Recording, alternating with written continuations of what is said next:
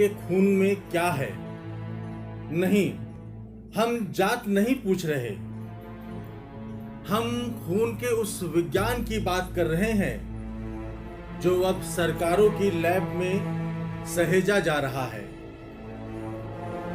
गुजरात में एक खून की कहानी लिखी जा रही है, जिसमें शामिल है जंगल में रहने वाले, मिट्टी से जुड़ी जिंदगियां और उनकी नस्ली पहचान। सवाल यह है कि विज्ञान कब से पहचान का चश्मा लगाने लगा है। अगर किसी दिन आपसे कहा जाए कि आपकी पहचान सिर्फ आपका नाम या जाति नहीं, बल्कि आपके खून की बनावट है, तो क्या आप मानेंगे? और अगर सरकार खुद आपके खून के रहस्यों में झांकना चाहे तो आप क्या कहेंगे? गुजरात में एक खामोश वैज्ञानिक क्रांति चल रही है। ना नारे हैं, ना रैली, ना टीवी चैनलों में बहस। बस एक सुई है, एक ट्यूब है और उसमें बहता खून। और ये खून किसी आम इंसान का नहीं, आदिवासी समाज का है। गुजरात में एक प्रयोग शुरू हुआ है। नहीं, ये कोई स्कूल में बच्चों को दिए जाने वाला विज्ञान प्रोजेक्ट नहीं है।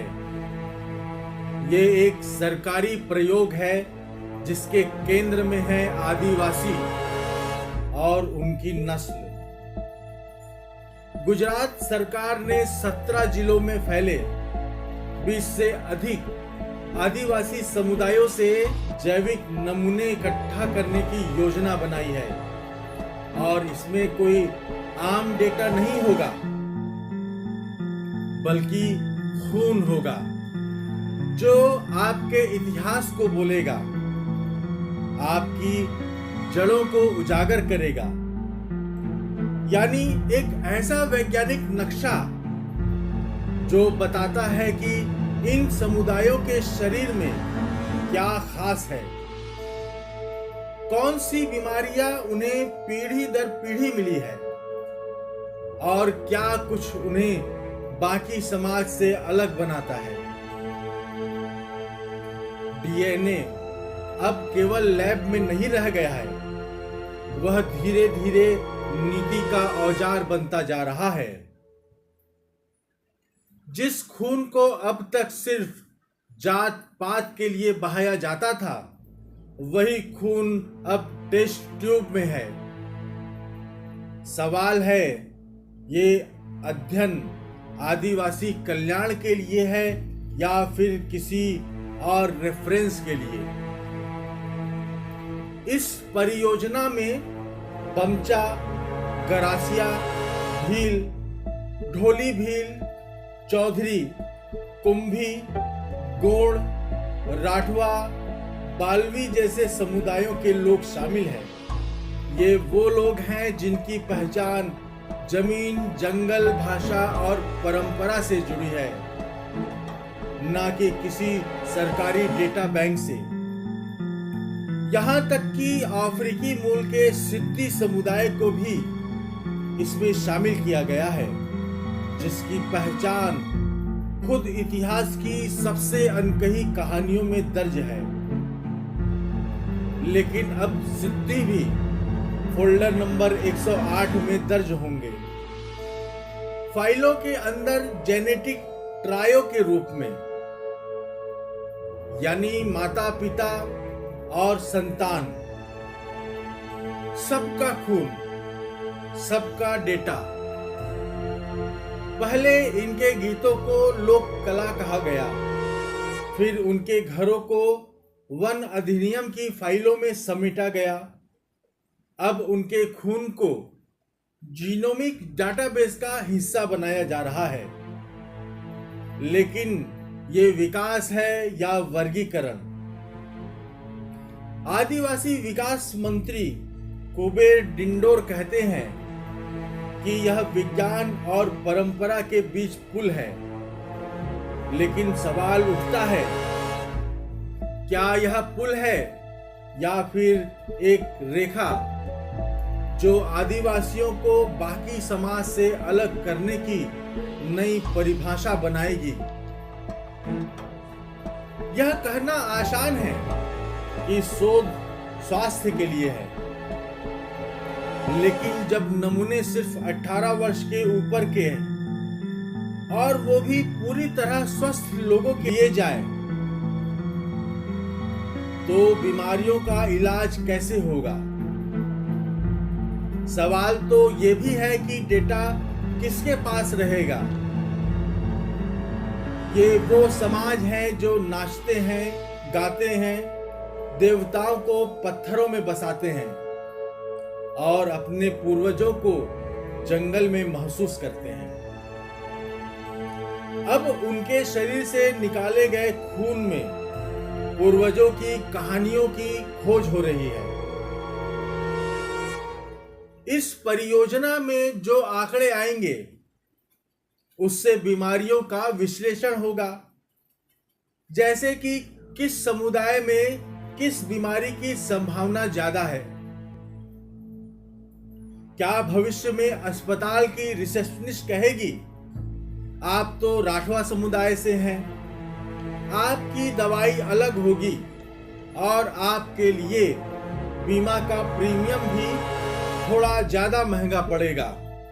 कहीं ऐसा ना हो कि भविष्य में किसी अस्पताल की स्क्रीन पर स्पष्ट लिखा हो, इस रोग का इलाज सामान्य नागरिकों के लिए है, आदिवासियों के लिए अलग दवा की जरूरत है। इस प्रोजेक्ट को विज्ञान के चश्मे से देखने वाले इसे प्रगतिशील कहेंगे, लेकिन सवाल पूछना जरूरी है, क्या ये समावेशन है या क्लासिफिकेशन?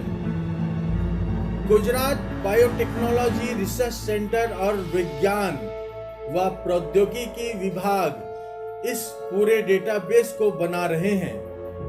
ये डेटा भविष्य में स्वास्थ्य नीतियों में मदद करेगा, ऐसा दावा किया गया है। लेकिन दुनिया का इतिहास कहता है, जब भी किसी विशेष समुदाय का डेटा अलग से संजोया गया है, वो या तो शोषण के लिए हुआ है या फिर नियंत्रण के लिए। डीएनए तो सभी का है, लेकिन जिनका डेटा बनाया जाता है वो अक्सर नियंत्रण में रहते हैं, चाहे वो जीनोम हो या जनगणना।